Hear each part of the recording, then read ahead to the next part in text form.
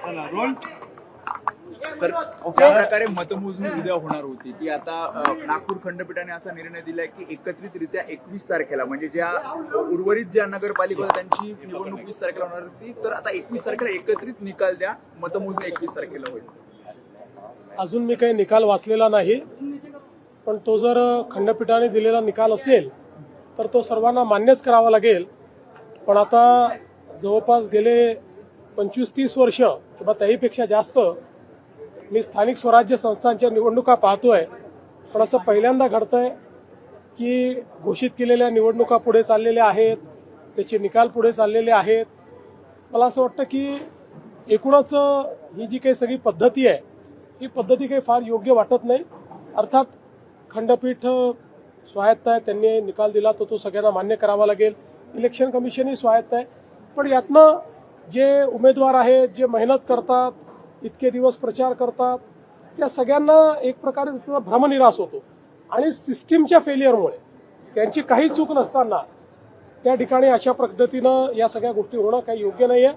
मला असं वाटतं अजून खूप निवडणुका इलेक्शन कमिशनला घ्यायच्या आहेत.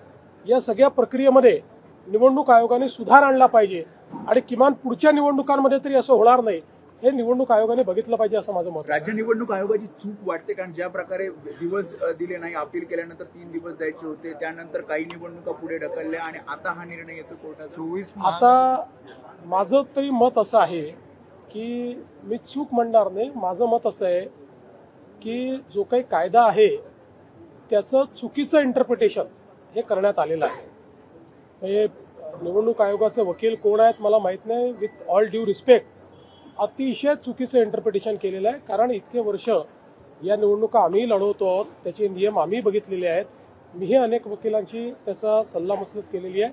माझं मत आहे की हे चुकीचं इंटरप्रिटेशन आहे आणि त्यातनं ही निवडणुकीची सगळी प्रक्रिया, कारण मी पुन्हा एकदा सांगतो की ज्या ठिकाणी सगळ्या गोष्टी फॉलो झालेल्या आहेत अशा ठिकाणी कोणीतरी कोर्टात गेलं आणि कोर्टाने त्याला दिलासाही दिला नाही तरी तो केवळ कोर्टात गेला म्हणून त्या ठिकाणी निवडणुका पुढे नेणं हे कुठल्याच तत्वात बसत नाही.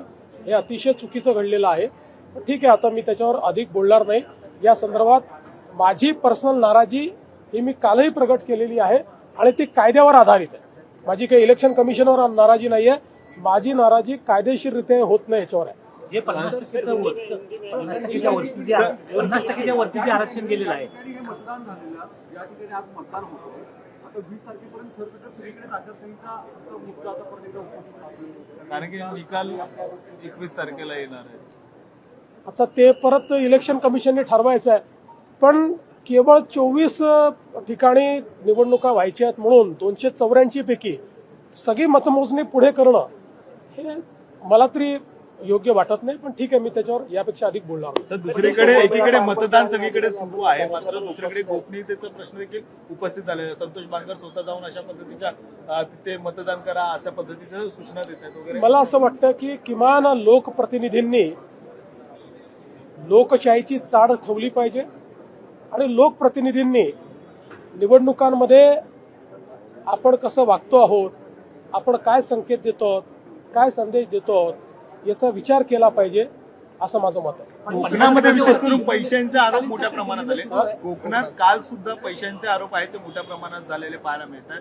पैसे वाटप करताना एकीकडे काही सगळेच एकमेकावर आरोप करतात.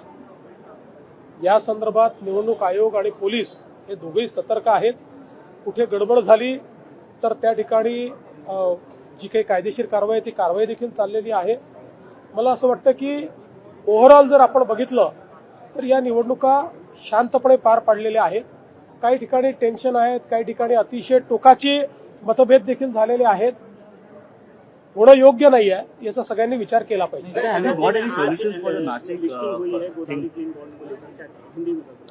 मुझे बहुत खुशी है कि हमारे प्रधानमंत्री मोदी जी हमेशा ये कहते हैं कि हमारे म्यूनिसिपल कॉरपोरेशंस ने बॉन्ड मार्केट एक्सेस करना चाहिए और आज नासिक म्यूनिसिपल कॉरपोरेशन ने जो नासिक और त्र्यंबकेश्वर में कुंभ मेला होने वाला है उसके चलते क्लीन गोदावरी बॉन्ड्स आज इशू किए हैं और मुझे इस बात की भी खुशी है कि ये जो बॉन्ड्स है ये 4 टाइम्स सब्सक्राइब हुए, 4 गुना ज़्यादा सब्सक्राइब किए गए हैं.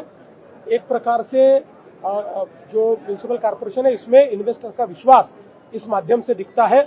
और इन बॉन्ड्स को इश्यू करने के लिए केंद्र सरकार ने भी बड़ा इंसेंटिव दिया है। 26 करोड़ रुपए इंसेंटिव के रूप में अब म्यूनिसिपल कॉर्पोरेशन को मिलेंगे और साथ साथ अर्बन चैलेंज फंड को भी एक्सेस म्यूनिसिपल कॉर्पोरेशन कर पाएगी। तो कुंभ मेला तक बहुत महत्वपूर्ण कार्य इस माध्यम से म्यूनिसिपल कॉर्पोरेशन करेगी।